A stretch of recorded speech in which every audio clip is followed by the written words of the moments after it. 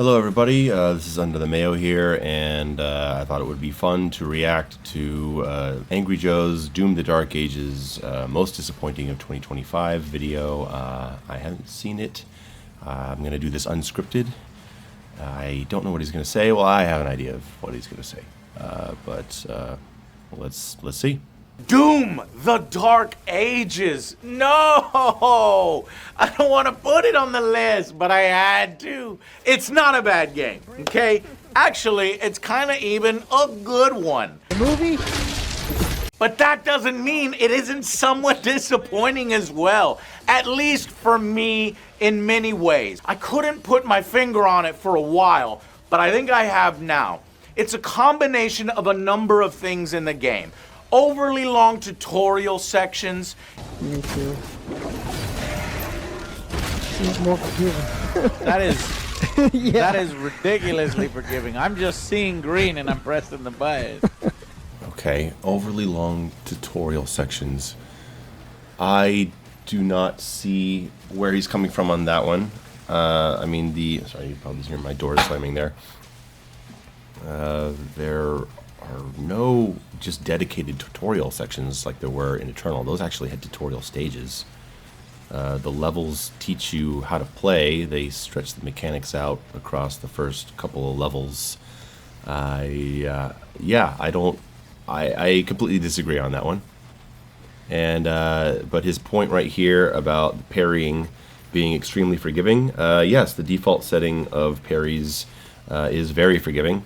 And you can lower that setting. It also gets lowered depending on your difficulty. But yeah, I think the default parry setting is too forgiving, and the game could have had more emphasis on stricter parries. Sure. Disappointing, almost lazy level designs, combat sections that... Lazy level designs, I do not agree at all. I think most of the levels are pretty cool. I mean, I know they're less vertical. Far less vertical because it's not a vertical game, but I don't know, I really like Siege, like Siege 2, like Sentinel Command Station. Yeah, most of the levels I thought were actually pretty well put together, so yeah, I mean, I disagree on this one, of course. Feel more like a slog than in previous games. Yeah, you hit 3 buttons, and you destroy 3 waves, and you destroy 3 towers, and then travel back to where you came from. It is just basic as hell. I mean, it seems he's describing Siege, and like Siege and what the first Hell level. There really aren't that many levels that have that kind of structure. A handful, what, maybe 3, and across 22 chapters. There are linear levels, there are smaller levels. Yeah, it seems like he's just focusing on maybe getting tired during Siege and thinking that was remembering that as the whole game. I think he's misremembering things here. It is just basic as hell. It is not good mechanics. Not good mechanics.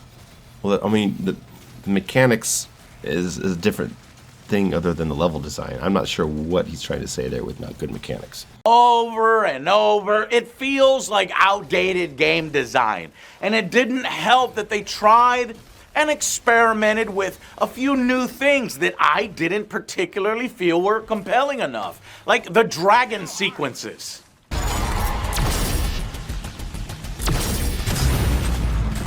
Where it's basically one button dodge or hold the fire button, and yeah, bleh. Goodbye.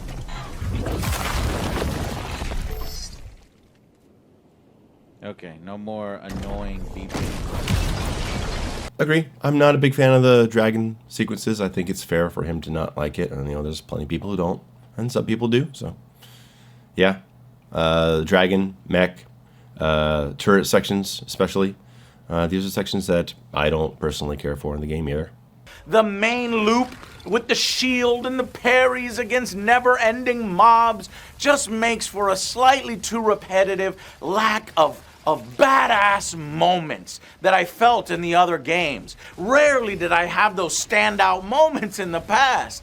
Maybe it's the lack of cool execution animations or the lack of hub area to show off all your toys like an Eternal. All right, so lack of badass moments in combat. Okay. So, yeah, I get that can be connected to the change from glory kills to the melee executions, I guess. I find lots of badass moments in combat that I create myself by doing, the kick setups and setting up cycler shocks, and like I think there's a lot of badass moments that happen during combat for sure.